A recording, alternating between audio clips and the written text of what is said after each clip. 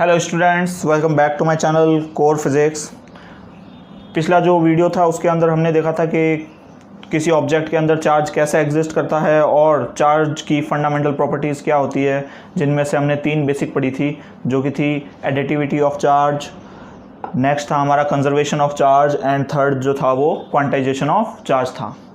अब स्टूडेंट्स, ये चार्ज जो होते हैं ये एक दूसरे पर फोर्स एक्सर्ट करते हैं और इन दोनों के बीच का जो फोर्स है उसका जो फॉर्मूला है वो दिया था हमें कूलाम ने। अब एक बार के लिए स्टूडेंट्स हम देख लेते हैं कि इसमें जो 2 टाइप के हमारे चार्जेस होते हैं उनमें जो फोर्स लगता है उनका नेचर कैसा होता है। तो अगर स्टूडेंट्स चार्जेस जो है वो अनलाइक होते हैं, लाइक एक चार्ज हमारा पॉजिटिव है, दूसरा चार्ज हमारा नेगेटिव है, तो ये दोनों चार्जेस एक दूसरे को अट्रैक्ट करते हैं और इन पर लगने वाला जो फोर्स है वो इन दोनों को जॉइन करने वाली लाइन के अलोंग लगता है। वहीं पर अगर दोनों चार्जेस सेम नेचर के हैं, if they are like charges, like positive positive and negative negative, तब जो है स्टूडेंट्स इन दोनों पर बीच में जो फोर्स लगेगा वो रिपल्सिव फोर्स होगा और जिसकी हेल्प से ये दोनों एक दूसरे को रिपेल करेंगे। और स्टूडेंट्स ये जो चार्ज होगा वो भी उस लाइन के अलोंग ही लगेगा जो दोनों चार्जेस को कनेक्ट कर रही है। आइए अब हम इन दोनों के बीच में जो फोर्स लगेगा उस फोर्स के एक्सप्रेशन को पढ़ते हैं। तो देखिए students, the force between 2 point charges varies inversely as the square of the distance between these charges. कहने का मतलब, अगर दोनों चार्जेस के बीच में डिस्टेंस r है तो ये जो फोर्स है ये इन्वर्सली प्रोपोर्शनल होगा इस डिस्टेंस के स्क्वायर के। Next, and directly proportional to the product of the magnitude of these 2 charges and act along the line joining the 2 charges. तो जैसा कि ऊपर डेफिनेशन में बताया है, फोर्स जो होगा वो प्रोपोर्शनल होगा दोनों चार्जेस के प्रोडक्ट के एंड इन्वर्सली प्रोपोर्शनल होगा उन दोनों के बीच की डिस्टेंस के। तो मैग्नीट्यूड्स को आपको स्टूडेंट्स यहाँ पर पुट करना है।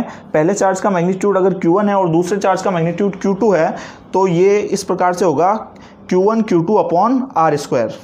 और जब प्रोपोर्शनलिटी का साइन हटेगा तो यहाँ पर एक कांस्टेंट आएगा जिसको हमने यहाँ पर K से डिनोट किया है। और एक्चुअल में इस K की जो वैल्यू होती है स्टूडेंट्स वो होती है K = 1/4 पाई एप्सिलॉन नॉट। अब यहाँ पर 1/4 पाई एप्सिलॉन नॉट के अंदर 4 एंड पाई तो एक नंबर है और ये जो एप्सिलॉन है इसको स्टूडेंट्स हम बोलते हैं permittivity of free space. Students, जो परमिटिविटी होती है कोई भी मीडियम की वो यह डिनोट करती है कि उस मीडियम के अंदर इलेक्ट्रिक फील्ड कितना इंटेंसली मूव कर सकता है। तो यहाँ पर जो परमिटिविटी हम यूज़ करने वाले हैं वो परमिटिविटी ऑफ फ्री स्पेस हम यूज़ करने वाले हैं और इस परमिटिविटी ऑफ फ्री स्पेस की जो वैल्यू है वो होगी हमारी 8.85 टाइम्स 10⁻⁻12। नाउ अब ये जो कांस्टेंट है हमारे पास में यहाँ पर K, इसकी यूनिट को हम इस फॉर्मूले की हेल्प से निकाल सकते हैं। अगर इस K को यहीं पर रखा जाए तो ये newton times metre square upon coulomb square बन जाएगा। ये जो है newton metre square upon coulomb square, ये यूनिट है हमारे इस कांस्टेंट K की। और चूंकि एप्सिलॉन जो है वो इन्वर्सली प्रोपोर्शनल है K के, तो जो K की यूनिट है उसका जस्ट रेसिप्रोकल जो है वो एप्सिलॉन नॉट की यूनिट बन जाएगी। तो एप्सिलॉन नॉट की यूनिट बनेगी C coulomb square divided by newton metre square. अब एप्सिलॉन नॉट की वैल्यू तो फिक्स्ड है स्टूडेंट्स 8.85 टाइम्स 10⁻12। अगर इस वैल्यू को यहाँ पर प्लग इन किया जाए, पाई की जगह 3.14 रखा जाए एंड 4 की वैल्यू तो एज इट इज़ ही रहेगी, तो यहाँ पर K को जब आप कैलकुलेट करोगे तो ये आएगा 9 times 10⁹ approximately newton metre square पर कूलाम स्क्वायर। तो स्टूडेंट्स, अब एप्सिलॉन नॉट की वैल्यू को रखने की बजाय अगर आप इस फॉर्मूले के अंदर K को सीधा इस टाइप से यूज़ करोगे तो ज़्यादा क्विकली आंसर को सॉल्व कर सकते हैं। अब स्टूडेंट्स, चूंकि ये इन दोनों के बीच में जो लगने वाला जो फोर्स है और फोर्स जो होता है हमारा एक वेक्टर क्वांटिटी होता है, तो आइए हम इसकी डायरेक्शन पर थोड़ी डिस्कशन करते हैं। तो देखिए स्टूडेंट्स, जैसे कि मान लीजिए मेरे पास में यहाँ पर एक चार्ज है, इसकी वैल्यू है Q1 और यहाँ पर जो दूसरा चार्ज है उसकी वैल्यू है Q2, और ये मेरा कोऑर्डिनेट सिस्टम है।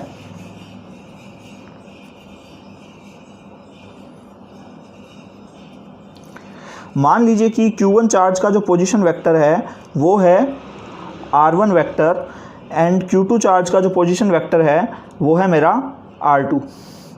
इन दोनों को ज्वाइन करने वाला जो वेक्टर है, ट्रायंगल लॉ की हेल्प से अगर मैं उस वेक्टर को लिखूं तो वो जो वेक्टर है मेरा होगा, सपोज़ कीजिए इस वेक्टर का नाम है R21। तो यहाँ पर अगर मैं triangle law of vector addition apply करूँ तो इस डायग्राम से मुझे ये पता चलता है कि R2 is equal to R1 plus R21 है। इसकी हेल्प से R21 की जो वैल्यू निकल के आती है वो आती है R2 माइनस R1। आप इसको स्टूडेंट सिंपली याद भी रख सकते हैं कि R21 is equal to R2 minus R1। Similarly R12 जो होगा उसकी डायरेक्शन इसके रिवर्स हो जाएगी और उसकी वैल्यू होगी R1 माइनस R2। अब इसके इन दोनों पर लगने वाले फोर्स की बात कर लेते हैं। तो देखिए, अगर ये चार्ज भी हमारा पॉजिटिव है और Q2 चार्ज भी पॉजिटिव है, तो अगर Q2 पर Q1 फोर्स लगाएगा तो उस फोर्स को हम नाम देंगे F21। F21 का मतलब स्टूडेंट्स है कि force on charge 2 due to charge 1।